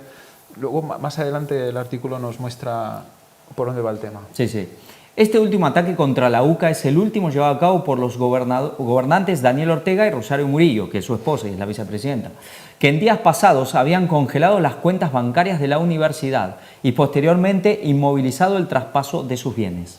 En declaraciones concedidas a ACI Prensa, McFields, ex embajador nicaragüense ante la OEA y ex alumno de la Universidad Centroamericana, indica que la incautación ha sido la crónica de una muerte anunciada de una escalada en contra de la UCA y consecuencia del ataque constante a la Iglesia Católica, a la fe del pueblo y al corazón de los nicaragüenses. No es un ataque meramente a una universidad, sino a la mejor universidad de Nicaragua y un símbolo de la fe, una casa de estudios jesuita inspirada por el pensamiento de la Compañía de Jesús y el lema «En todo amar y servir» de San Ignacio de Loyola, sostuvo este 16 de agosto. Claro, fijémonos cómo están uniendo ahora dos conceptos, ¿no? La universidad jesuita o lo que están representando con el pueblo. O sea, que el ataque del gobierno ya no es contra los jesuitas, sino es ya con todo el pueblo. Esto es interesante, por lo que vamos a ir viendo más adelante. Bueno, claro, generalmente siempre el catolicismo ha usado este recurso, que cada vez que por temas esencialmente políticos un gobierno se pone contra ellos, ellos tratan de, digamos, decir que se está yendo contra la fe del pueblo, que claro, es verdad que son pueblos esencialmente católicos. Entonces tratan de hacer que el pueblo se una a su causa, es decir, mira, no es solo que están yendo contra nosotros, están yendo contra vosotros, contra la fe de ustedes. Hoy van por nosotros, mañana irán a por ustedes. Dice, además asegura que la UCA es más que solamente un edificio de hierro y concreto, porque ha sido una universidad con una voz profética que ha condenado los crímenes de la dictadura, la corrupción. Y eso es lo que duele al régimen, por eso la atacan, subraya. Según McPhiles, el régimen está tomando por asalto la principal institución de educación superior del país, utilizando al poder judicial como un sicario, como una herramienta para obtener un fin. Hay que recordar que en 1961 la dictadura cubana hizo una operación similar. Cerró la Universidad de Santo Tomás de Villanueva, expulsando a 136 sacerdotes y confiscando 350 escuelas católicas. Habría que recordar bien quiénes son los Castros, porque ellos, y lo dijo Raúl Castro hace no muchos años, nosotros somos jesuitas. Es el mismo manual que están implementando en Nicaragua, atacar la creencia de la gente y deseo de estudiar con formación en principios y valores, explicó a Así Prensa. ¿Quién originó el movimiento sandinista? ¿No fueron los jesuitas? Eso también parece que a ellos ahora se les olvida. A veces al catolicismo y a los jesuitas crean ciertos monstruos que en un momento se vuelven contra ellos. McPhiles lamenta que con la expropiación lo que viene es que la dictadura convierta a la UCA en un centro de formación política e ideológica. Bueno, harán lo mismo, pero en otra línea. Ahora ellos están queriendo servirse de la UCA y que los estudiantes le rindan honor a los dictadores como los nuevos íconos del país. No creo que lo logren, pero eso es lo que intentan, agrega. Pese a los intentos de arrinconar a la Iglesia en Nicaragua, McPhiles considera que ésta ha jugado un rol extraordinario en la lucha por la democracia y eso, en lugar de debilitar la fe del pueblo, ha generado un avivamiento. La Iglesia perseguida ha revitalizado su fe, subraya. Sabemos que esto, sea del lado realmente de Dios o del lado o del otro, esto es una realidad. Cuando hay persecución, se purifica la fe, se logran revelamientos, sean verdaderos o falsos, pero esto es verdad. Y en el lado católico también. No, a mí lo que... eso es innegable, ¿no? Pero lo que me da más impacto de todo esto es como... Recordemos que ya estaba en el concepto vaticano el ecumenismo de la sangre, ¿no? Pero aquí ya se están poniendo ellos como víctimas perseguidas y eso es algo que es como una especie de marea, de ficha de dominó que hace que también otros países se pongan en juego, ¿no? Sí, que es lo que vamos a ver luego también. No, sí. Bueno, y si hay gente de Centroamérica que me lo confirme en un comentario, porque me queda la duda si el asesinato de jesuitas fue aquí o fue en El Salvador. Y y creo que recordar que fue aquí, que fue en la UCA de Nicaragua, de Managua. Pero bueno, puede haber sido en El Salvador. Ahora en este momento no lo recuerdo. Recuerdo haber estado en la UCA en mis tiempos que estuve por Nicaragua.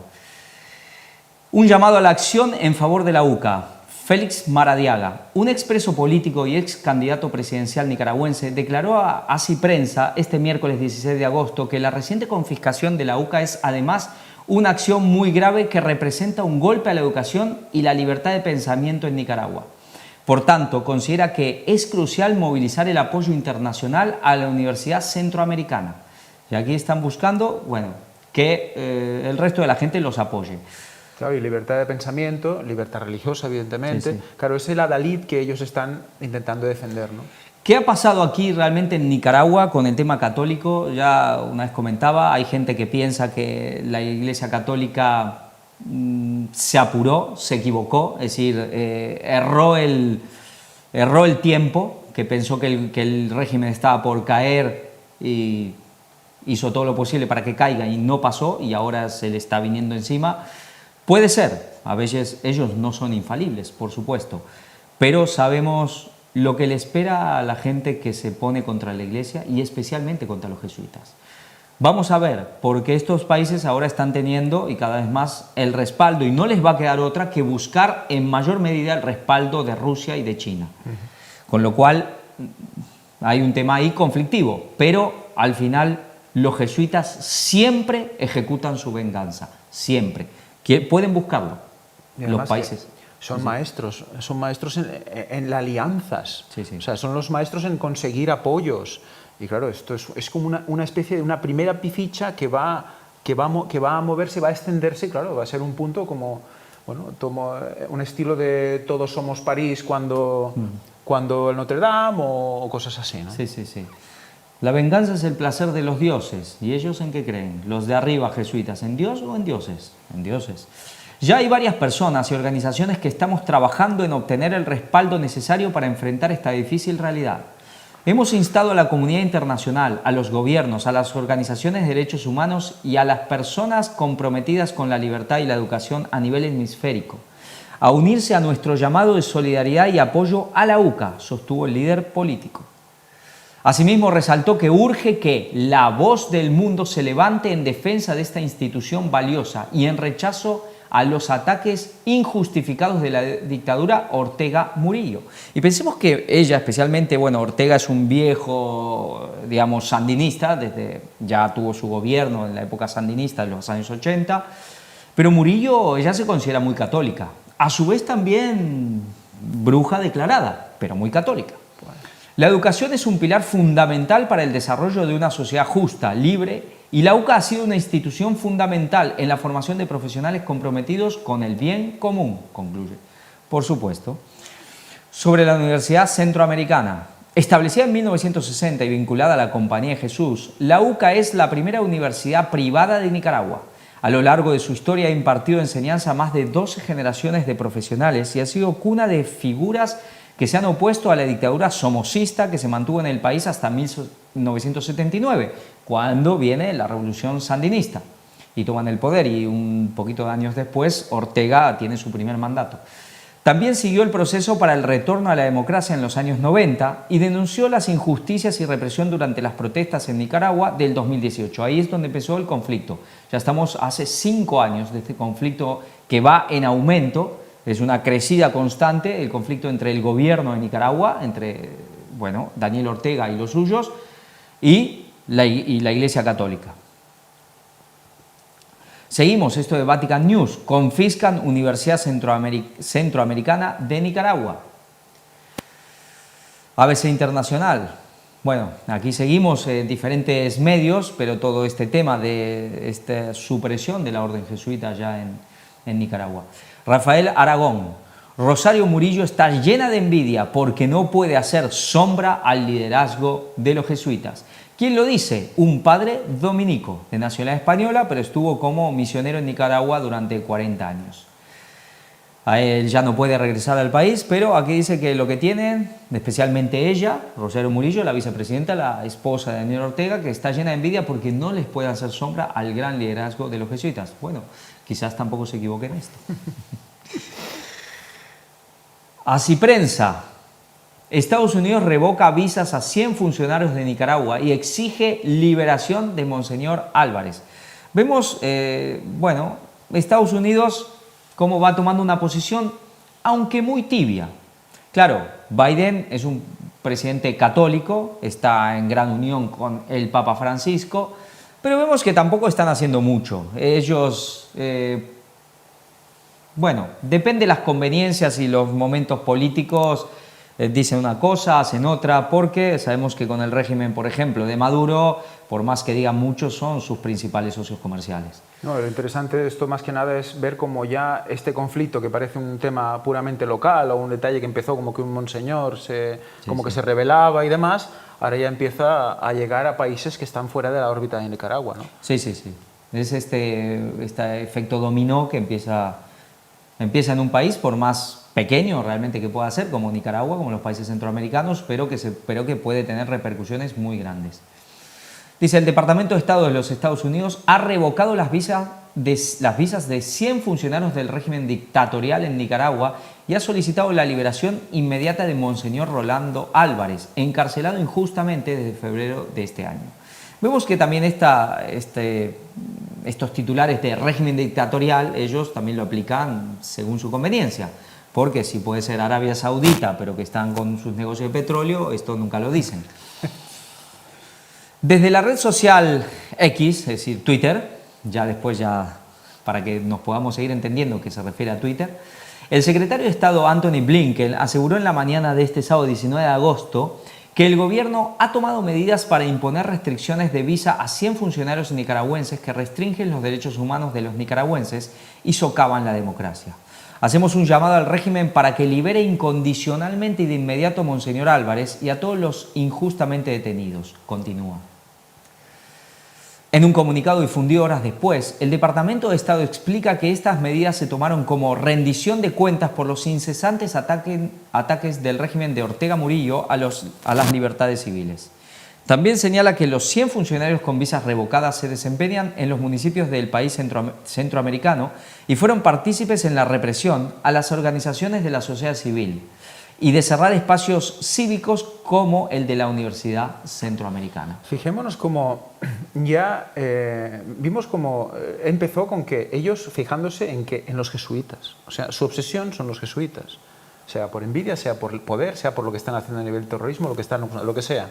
Pero fijémonos cómo los medios ya occidentales, los más pro, digamos, Estados Unidos y demás, ya están poniendo otra palabra, ¿no?, que es libertades civiles. Ya lo están llevando a nivel social civil. Ya no es solo puramente la Compañía de Jesús que está siendo atacada, sino que la defensa es que abarque el ataque absolutamente a toda la sociedad. Exactamente, exactamente. Y ese es donde son maestros en esto, especialmente los jesuitas, el catolicismo. Bueno, la parte, digamos, siempre lo decimos, Estados Unidos, Inglaterra, la propaganda anglosajona también es invencible. Y como ellos, es muy claro, un tema que es quizás puramente político, porque es puramente político, sabemos cómo el catolicismo está siempre ahí, queriendo por atrás, solapadamente, más o menos en las sombras, dirigir el rumbo de los países, pero en cuanto el gobierno de turno, sea el país que sea, por temas de sus intereses políticos, se pongan contra la Iglesia Católica, la Iglesia Católica los lleva a decir, se están poniendo contra el pueblo. Nos toca a nosotros, nos tocan a todos. Es como decía a veces el Papa, se meten contra la Iglesia, es como que se metan con mi madre, se metan con nuestra madre. Bueno, y esto les funciona muy bien. Vamos a ver cuánto aguanta el régimen de Ortega. Asimismo, los culpa de ser cómplices en la detención injusta de personas valientes que apoyan una sociedad libre, incluido el obispo Rolando Álvarez. Seguiremos trabajando con la comunidad internacional para promover la rendición de cuentas de quienes amenazan la democracia en Nicaragua y seguimos comprometidos con la promoción de las libertades fundamentales del pueblo nicaragüense y el respeto de sus derechos humanos, añade el Departamento de Estado. Aquí tenemos un poco más de la noticia. Y seguimos, ahora Zenit. Dejan en la calle a los jesuitas de Nicaragua, además de universidad, les echan de su casa. Vemos, bueno, contra la universidad, contra los sacerdotes, realmente es una guerra ya declarada entre el gobierno contra la Iglesia Católica. Así prensa, dictadura revoca estatus legal de los jesuitas y confisca todos sus bienes. Aquí vemos en la foto a Daniel Ortega. Todos sus bienes ahí en Nicaragua. Vocero de los jesuitas, el régimen de Ortega va a pasar y hay que saber aguantar. Aquí vemos una foto de Daniel Ortega con, lo recordamos, con Chávez. Bueno, ya tiene sus años, pero ¿qué dicen los jesuitas? Y en esto saben, el régimen pasará, hay que aguantar. Ellos pasarán y nosotros quedaremos. Si con algo saben jugar los jesuitas es con el tiempo. Sí, una vez me lo dijo una persona, saben trabajar a largo plazo. Ahora cambiamos, vamos a México. Hallan en el norte de México 5 cuerpos que podrían ser de policías desaparecidos. Bueno, la violencia, la escalada de violencia en México es imparable y llevamos ya, va a ser prácticamente va a ser 20 años. Yo recuerdo que en el 2005 fue en donde se agravó, donde hubo un salto exponencial muy grande, por supuesto que ya había, pero a partir del 2005 fue realmente, se dio un paso enorme en esta escalada de violencia, en esta especie de guerra prácticamente que sufre México ya lleva casi 20 años. Al menos 7 muertos y 3 heridos tras volcar un autobús en México. Bueno, aquí últimamente vemos muchos de este tipo de accidentes. Autobuses que vuelcan y muchos muertos. Podrían ser más de 13 cuerpos, hayan restos humanos dentro de congeladores en México. Encuentran cuerpos colgados en un puente y restos humanos en una hielera en México. Esto de cuerpos colgados en un puente ya también parece una tradición de estos grupos que llevan años haciendo esto. Dice, 3 cuerpos colgados en un puente y restos humanos en una hielera fueron encontrados este jueves cerca del municipio de Salinas Victoria, estado de Nuevo León. Un tiroteo entre bandas rivales mexicanas cerca de la frontera con Guatemala deja 6 muertos. Vemos aquí al sur de México, cerca de la frontera con Guatemala, bandas rivales. Ahora vamos a Colombia, otro país donde también lleva una violencia estructural de hace ya medio siglo. Tema de guerrillas, tema de narcotráfico, tema de paramilitares, un poco de todo. Matan a balazos a 3 personas dentro de una casa en la capital colombiana, ¿no? Domingo a la noche. Mueren 2 policías en atentado con explosivos en el centro de Colombia. Puede haber tratados de paz, aparentemente cada 2 por 3 se consigue la paz, pero los atentados y la violencia siempre continúan. Vamos a Ecuador, un país que también está teniendo sus problemas de hace un tiempo. Asesinan a tiros a otro político ecuatoriano a menos de una semana de las elecciones. Bueno, esto realmente es fuerte. Acaban de matar a uno, ahora matan a otro. Cuando se llegan a este punto, donde ya hay bandas que no tienen problema en asesinar a los que están, digamos, en las élites más altas de la política, ya vemos en manos de quién está el país. Y es interesante aquí porque parece ser como... El otro era como una especie de continuista, ¿no? Este era más del tipo de Correa, ¿no? Era más un seguidor de Correa. Bueno, el otro era más uno que iba más por una tercera vía, si se quiere. ¿No? Sí, era más quizás independiente. Independiente. No sé, da la sensación porque Correa era más del bloque ruso. Sí, ruso, Evo Morales, Maduro y todo. Sí.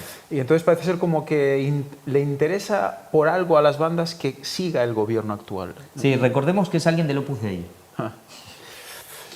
Sí, sí. Sí, por supuesto, porque el otro que mataban no era del bloque de Correa, pero tampoco iba con la línea oficial. Parece que, bueno, si los que están muriendo son de la oposición, da mucho que pensar. Vamos a Argentina. ¿Quién es y qué propone Milei, ganador de las elecciones primarias en Argentina? Vamos a leer algo aquí. Argentina celebró este domingo 13 de agosto las elecciones primarias abiertas, simultáneas y obligatorias. La PASO pensemos a veces que se han armado noticias, ganó y será presidente. No, son las primarias, es decir, se presentan todo el que quiere y un grupo de los que, digamos, de los primeros, no sé si son los 5 o algo así, son los que después van a las generales, que es ya en otoño, en septiembre, octubre, donde ahí sí se decidirá el presidente. Dice, etapa previa a las generales de octubre. Bueno, octubre. Y el candidato más votado para la presidencia fue el libertario Javier Milei. Él también se considera anarcocapitalista. Uno dirá, ¿y eso qué quiere decir? Bueno, habría que él lo tendrá que explicar. Con mayoría en casi todas las provincias, resultado que generó diversas reacciones. Con el 97,39% de las mesas escrutadas, el economista Javier Milei, referente del partido La Libertad Avanza, pero sí vemos que es este movimiento llamado libertario, ¿no? Más de la derecha, tendrán sus diferencias, pero van más en una línea. De orientación libertaria, cuya defensa de la vida, la libertad y la propiedad es la principal bandera, obtuvo el 30,04% de los votos. Este aparentemente es un hombre que surge, por así decir, de la nada, pero tampoco surgen de la nada. Es decir, de pronto empiezan a tener mucha cámara, mucho espacio televisivo. Recuerdo acá en España cuando empezó a pasar con uno que aparentemente era de la acera totalmente de enfrente, una persona muy peculiar, con pelo largo, coleta, muy de izquierda, y aparecía en todos los programas y luego tuvo la vicepresidencia. Recordamos el famoso Pablo Iglesias, que ahora su mujer da tanto tema, tanta polémica que sigue en el gobierno. No aparecen de la nada y hay una mano ahí que los va levantando, sin ningún lugar a duda. Lo siguió de cerca la fuerza Juntos por el Cambio, que sumó 28,27. Entre sus candidatos, Patricia Bullrich y Horacio Rodríguez Larreta. Eran de los que iban un poco con Macri y toda esa gente. Y en tercer lugar se situó el oficialista, el que sería del partido peronista, el que está en el gobierno, Unión por la Patria, cuyo postulante Sergio Massa, actual ministro de Economía, obtuvo un 21,4%, mientras que su competidor en la interna, Juan Grabois, el 5,87%. Los resultados fueron sorpresivos, con un marcado apoyo a la propuesta de Milei, quien aparece como una novedad frente al oficialismo kirchnerista y al bloque opositor Juntos por el Cambio, fuerza que gobernó entre 2015 y 2019 con Mauricio Macri. Bueno, ahí se pelearán entre unos y otros, pero la verdad que es difícil saber quién es peor de estos dos que han gobernado últimamente. El economista comenzó participando en debates televisivos, lo mismo que decíamos, de aquí pasó con Podemos, con Pablo Iglesias, y se volvió un fenómeno mediático que luego se trasladó a las urnas a partir de ideas revolucionarias como la privatización de empresas, bueno, tampoco es nada nuevo en Argentina eso, el cierre de ministerios o la dolarización de la economía. Quedémonos con esto porque Argentina prácticamente está por entrar a los BRICS, con lo cual, ¿qué pasará con esto? Pero aparentemente a él tampoco le vendría mal, según me han contado, por ahí que no sea dólar, que sea yuan o que sea la que sea, pero sí terminar con el peso argentino porque llevamos décadas de inflación e inflación. El candidato se opone a que el aborto sea legal en Argentina, lo es del 2020, como también a la educación sexual integral y a la ideología de género. Vemos este punto. Este punto sí es como común en un gran sector que hoy se le llama derecha, que después a nivel económico pueden tener sus matices, pero en general se encuentran en esto, ¿no? Tema de aborto, tema de educación sexual, todo lo que es ideología de género. Su principal enemigo es lo que él llama la casta política. Creo que los españoles, por eso verán lo que estaba diciendo de Pablo Iglesias. ¿Cómo comenzó el discurso de Pablo Iglesias? La casta, la casta, la casta, hasta que él pudo ser casta y ahora está muy contento siendo casta. ¿Será lo mismo con Milei? Bueno, eso ya lo veremos. A la que minutos después de su triunfo calificó como parasitaria, chorra, es decir, ladrona e inútil. Una de las polémicas más fuertes fue causada por la idea de Milei de buscar mecanismos de mercado para reducir la espera de quienes necesitan trasplantes de órganos. También propone la desregulación de las ventas de armas. Además, bueno, esto es interesante porque en Argentina realmente hace tiempo que no había este debate. Lo que pasa es que con la inseguridad, claro, esto empezó seguramente a tomar un poco más de... Bueno, a estar ya en boca de la gente, ¿no? Empezar a armarse para protegerse de tanta inseguridad que se ha ido acrecentando de manera, bueno, a veces da que pensar de por qué de pronto empieza a haber en un país tanta inseguridad. Además, pretende recortar el gasto público en áreas como salud, educación y desarrollo social, creando un ministerio único para los tres. En cuanto a la educación, plantea que no sea ni obligatoria ni gratuita. Reacciones positivas de algunos referentes pro vida. El triunfo de Milei fue celebrado por algunas personalidades vinculadas al mundo católico, como el actor y director mexicano Eduardo Verástegui, quien compartió en su cuenta de la red social X algunas fotos con el libertario acompañadas por el texto «Muchas felicidades, querido Javier Milei. Las cosas empiezan a cambiar para Argentina. Vaya, ¡viva la libertad, carajo!». Bueno, esa es una frase muy argentina. La última palabra especialmente. Esta última frase es la que Milei suele utilizar al concluir sus intervenciones públicas a manera de arenga para sus seguidores. También festejó el resultado el politólogo provida Agustín Laje. Muchos lo conocerán en las redes sociales, en YouTube. Es un chico muy joven que junto con otra persona argentina, también han sacado libros y tienen mucho de este tema de las disputas contra el bloque, digamos, contra la gente del progresismo, ¿no? Esta nueva derecha, porque es una nueva derecha. Quien expresó: arrasa Javier Milei. No pudieron contra él ni comprando a prácticamente toda la prensa, ni comprando encuestadores que, como siempre, volvieron a errar, ni difamando a Javier de todas las maneras posibles, ni promoviendo libros berretas, es decir, de mala calidad, escritos en tiempo récord, ni poniendo a toda marcha las máquinas clientelares de la partidocracia argentina. La casta política está en problemas. Bueno, esto que dice en cierta manera es verdad, se lo trató de ningunear, hasta se reían de él y terminó ganando. Sacerdote advierte de ideas bastante preocupantes de Milei. Aquí vemos los que aparentemente uno pensaría que estarían con él, pero ya sabemos lo que está pasando también en la Iglesia Católica, esos dos bandos. Vemos una especie como de un trama argentino, ¿no? Viéndole incluso hasta su look, ¿no? Con ese pelo así despeinado y todo demás, parece como una especie de trama argentino, un tío que va fuera de control, que parece que va a moverlo todo y que hace lo que querrá hacer. Una cosa muy maradoniana, sí, digamos. también. Sí. Pero bueno, mira, ahora he tenido visitas de primos de Argentina y hablaba con uno y mira que él es economista y está en una muy buena posición social, el chico ya mayor que yo, tiene más de 50 años, y él me acaba de decir que lo votó. Es decir, ¿por qué? Porque está viendo una reacción de que están cansados, como diciendo, mira, ya no, ni siquiera ya basta de mejor malo conocido que bueno por conocer, vayamos a bueno por conocer o lo que sea, pero basta de lo que ya hay. Es todo él mismo, claro, yo le notaba que en él mismo había una incertidumbre que no sabía, pero mira, como diciendo, no puede ser peor que lo que ya hay. Pero ya veremos, porque a veces se puede ser peor también, pero ya lo veremos. En días previos a las elecciones, invitado por el espacio Rincón Apologético, el padre Javier Olivera Rabasi había analizado el pensamiento y las propuestas de Javier Milei. En cuanto al liberalismo, que plantea al individuo como centro de todo, independientemente hasta de la realidad, recordó que es una ideología, un sistema de pensamiento condenado por la Iglesia en una encíclica famosa llamada Libertas. Pensemos que la Iglesia Católica no apoya la libre propiedad privada, es decir, la Iglesia Católica no apoya la libertad individual, es el bien común. Es decir, el bien común, la justicia social, la masa está por delante del individuo. Inclusive la salvación es en conjunto, no es individual.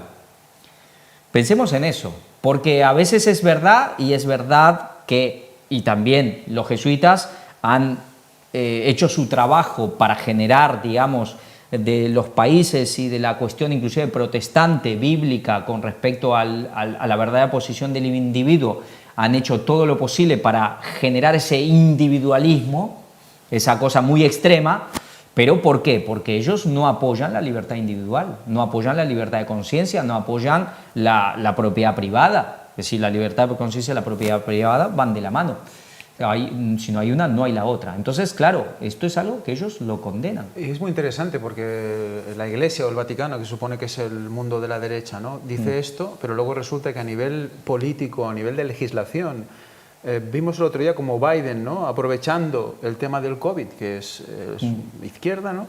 Aprovechando el tema del COVID, quería proponer unas leyes globales para el control y seguridad de la población, que era por el bien común. Sí, sí, sí. Pero vimos también en España como el Sánchez, también izquierda, hizo una ley que pasó un poco como por los medios así por encima, pero que implicaba que si por el bien de la sociedad te podían quitar pues propiedades y una fábrica podía empezar a fabricar otra cosa por el bien común, ¿no? Sí, sí, o sea, sí. el tipo guerra, ¿no? Entonces todo esto, fijémonos como al final, sea derecha o sea izquierda, todos van a buscar esa unidad global y por el bien de todos, que va a implicar pues eso, una eliminación del individuo, ¿no? Pensemos que hasta en la Iglesia Adventista, en las últimas reuniones de las dirigencias, se ha empezado a hablar del concepto de justicia social.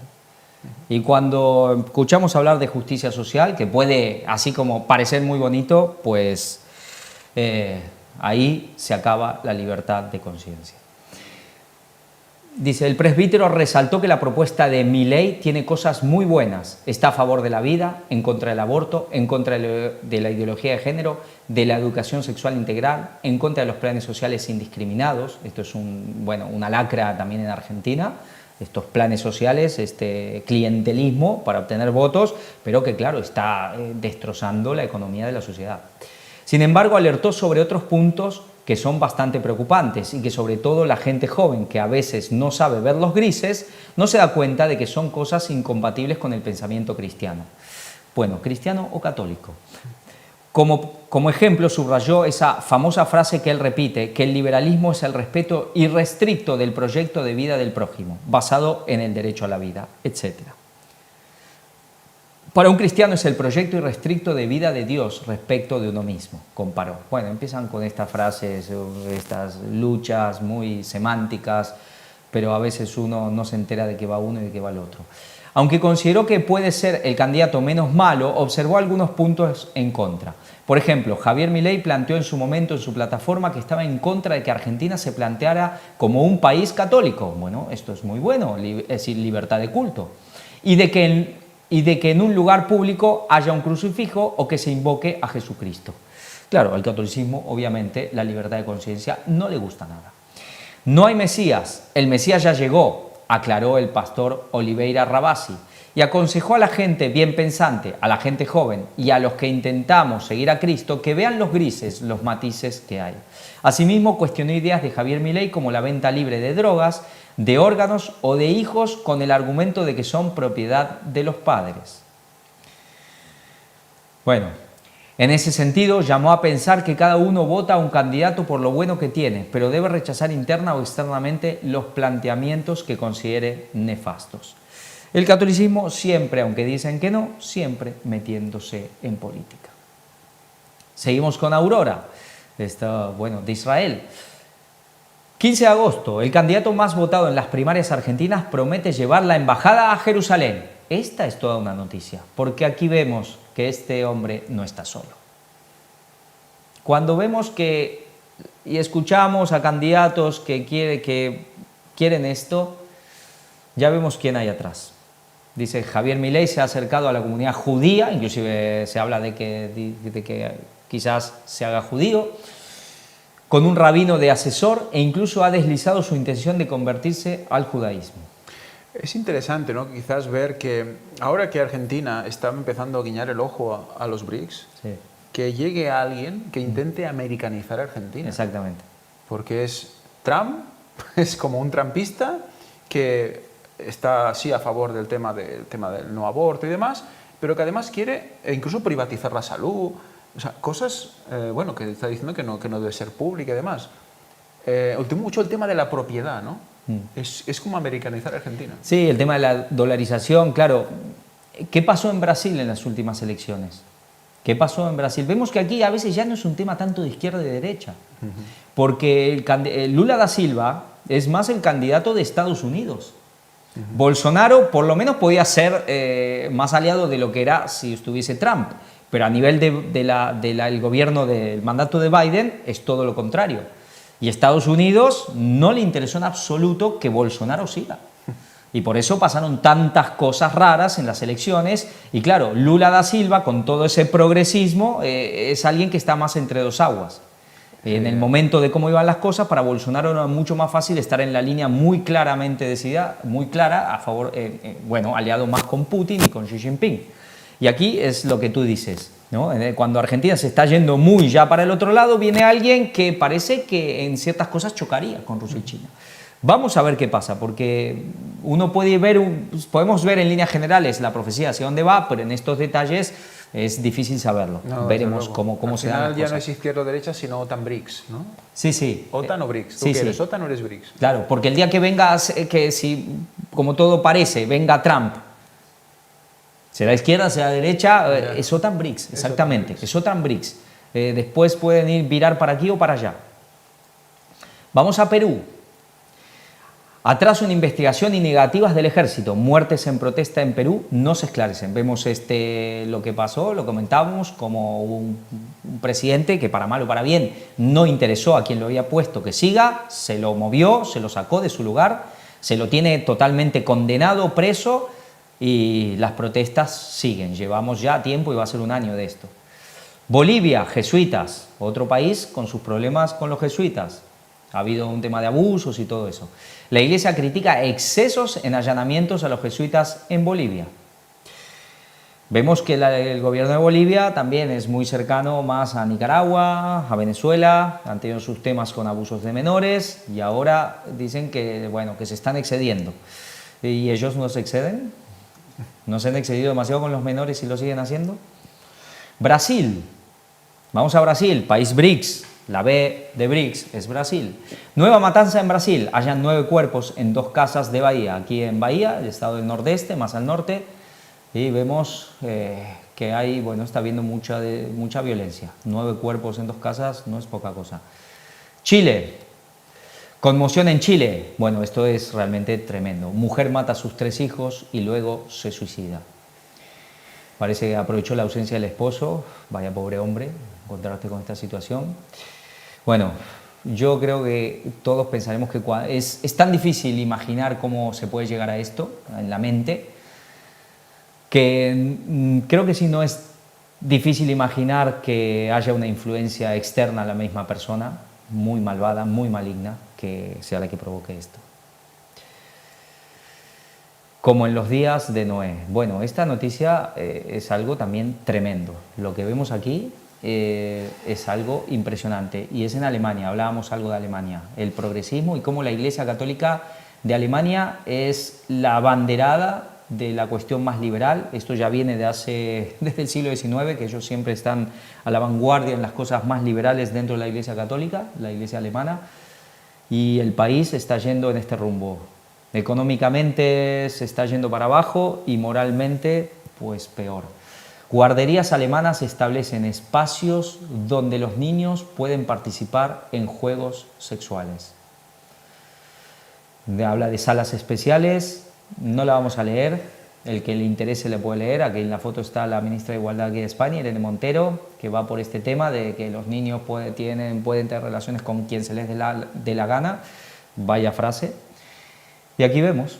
Es que, bueno, evidentemente leerla te quedas como descolocado, como parece ser que pueda ser posible que pase eso, y que pase eso en un país como Alemania, ¿no? Que se supone que es la idea general de lo que es un mundo civilizado, pero los meten en lugares donde parece ser que ellos eligen a uno de ellos y le inspeccionan, le ven a ver cómo es. Sí, y demás. pueden jugar al doctor, pueden masturbarse unos a otros. Esto es demasiado. O sea, está hablando de guarderías. Sí. Guarderías. ¿Qué es esto? ¿Qué es lo que guardan ahí, no? Madre mía. O sea, cuidémonos de dónde metemos a nuestros hijos, porque esto de aquí 4 días, tal como vamos. ¿Sabes? Que la propia palabra guardería es un lugar que supuestamente guardan y cuidan a tu hijo, pues madre es que es mejor echarlo a los perros, literalmente. Es que no, madre mía, no. Entonces, por eso tiene que haber otro extremo. O sea, esto es llevar las cosas a un extremo que la gente no puede decir. Es claro. Que el más, digamos, progresista del mundo, cuando ve esto, tiene que decir qué está pasando, ¿no? Sí, lo que pasa es que ya llegando a un punto que yo sé que hay mucha gente que apoya el progresismo y yo entiendo que no les guste la derecha, lo entiendo totalmente, sí, desde luego. Pero no saben cómo posicionarse aquí, porque saben que si se posicionan se están en un problema. Ya te están llamando del otro. Claro, y ellos mismos están en un problema, porque entonces dicen, ¿qué voy a hacer? ¿Voy a tener que apoyar a los otros? Claro. Entonces aquí está habiendo un problema, ninguno de los dos quiere dar el brazo a torcer. Les toca defender cosas, a veces cosas que pueden ser positivas, pero están teniendo que defender unos y otros cosas indefendibles. Y lo que está faltando, digamos, pero no en el buen sentido, es una tercera vía que sí dé una solución a ambos en las cuales todos estén satisfechos. Y ese va a ser seguramente el próximo Papa. Exacto, porque aquí al final te están haciendo decidir entre Biden o Putin. Parece que no, parece que es una cosa que es de tus hijos, que es un tema puramente moral. No, pues están haciendo decidir entre un extremo y el otro, entre un enemigo y el otro enemigo, no hay término medio. Y fijaros también la simbología, ¿no? ¿Dónde ha ido el Papa ahora? Mongolia, ¿no? Entre Rusia y China, ahí para hacer también de factor de unificador, de unir al mundo, de que por el bien común. Pues ¿qué va a hacer? Es lo que va a intentar hacer aquí, meterse en medio de todo esto, unir las partes. Y ala, es que está llevando al mundo al extremo. Te dicen extrema izquierda o extrema derecha. ¿Tú que eres extrema izquierda? No, entonces eres extrema derecha. Vaya. ¿Eres extrema derecha? No, soy extrema izquierda. Oh, no, hombre, no, ni una cosa ni la otra, ¿no? Y es lo que está pasando. Y por eso a los jóvenes les está pasando esto. Los jóvenes, que no ni ven las noticias, a ellos les está pasando. Sí, porque esa línea, digamos, esa síntesis, ese camino aparentemente conciliador y el correcto, todavía no ha aparecido. Ese líder que va a marcar ese camino donde la gente, bueno, por lo menos con mínima sensatez le va a parecer que es lo apropiado, ese es el camino que todavía, pero que muy pronto, todavía no ha aparecido y muy pronto aparecerá. Sí, sí, sí. No. Y recordemos que estamos hablando del mundo, pero aquellos que quieran encontrar el camino, ya está. Ya tenemos, ahí está el ministerio del cuarto ángel, está la verdad presente, está las conferencias de gran engaño, ahí está. Está el camino que explica todo esto. Estamos aquí explicando esto desde el lugar del equilibrio para explicar la verdad de un lado y del otro. O sea, la gente puede estar tranquila si quiere, ¿no? Pero claro, aquellos que no conocen, es normal que estén a la expectativa de algo que les salve, ¿no? Sí, sí. Y es paradójico o, bueno, esas coincidencias muy gratificantes, que en el fondo sería el cuarto camino. Sí, tenemos exacto. un camino, extrema izquierda, tenemos el otro camino, extrema derecha, Sí, sí, sí. Tendremos un tercer camino, que es el que pondrá el Papa, Sí. que tampoco es el acertado, será el más engañoso, y tenemos el cuarto, el verdadero, que es el camino cristiano, verdadero. Cuarto ángel, sí, sí. Impresionante. Bueno, y para terminar ya, una cita de Ellen White de este libro, Conducción del Niño, un gran libro. ¿Por qué hemos elegido Conducción del Niño? Hemos visto que la última noticia hablaba de ¿qué? De ese lugar en Alemania donde han empezado a tener lugares o están promoviendo tener lugares donde los niños pequeños, pues de guardería, puedan tener sus experiencias sexuales allí, sus juegos sexuales, ¿no? Incluso el tema de masturbación. Pues me gustaría recordar, es una cita muy corta, pero hay una extensa bibliografía en los libros de Elena White al respecto de la masturbación y lo que ella llama el vicio secreto. También le da otros nombres, pero que son impresionantes de los efectos que pueden tener, ya no solo en los niños, sino luego ya en adultos. Y ya no solo porque lo hagan de niños y en adultos tenga consecuencias, sino porque luego ya en adultos se sigue haciendo. Dice así: los padres no saben que el vicio secreto está destruyendo y obliterando, que sería como taponando, la imagen de Dios en sus hijos. Destruyendo y obliterando, taponando, anulando, opacando la imagen de Dios en sus hijos. Existen entre nosotros los pecados que caracterizaron a los sodomitas. No sé si recordamos lo que implica sodomita. Son las ciudades de Sodoma y de Gomorra, donde se hacía de todo y con todos. Pues eso viene de allí. Así que tengámoslo en mente. Aquí se insta a los padres a que sean conscientes de lo que puede pasarles a sus hijos y de lo que ellos mismos seguro también participaron quizás en su juventud. Esto ayudará a entender muchísimas cosas de nuestros hijos y de nosotros mismos. Y ya acabando, pues mostraros la web donde podéis encontrar todas las conferencias, todos los testimonios, todas las temáticas, todo el material de difusión que queráis y que podéis imprimir y hacer llegar a vuestros familiares, amigos, a quien deseéis. Y nada, para acabar, pues evidentemente gracias. Gracias por toda vuestra ayuda, porque sin vuestra ayuda esto sería imposible. Que Dios os bendiga y Maranata 2031.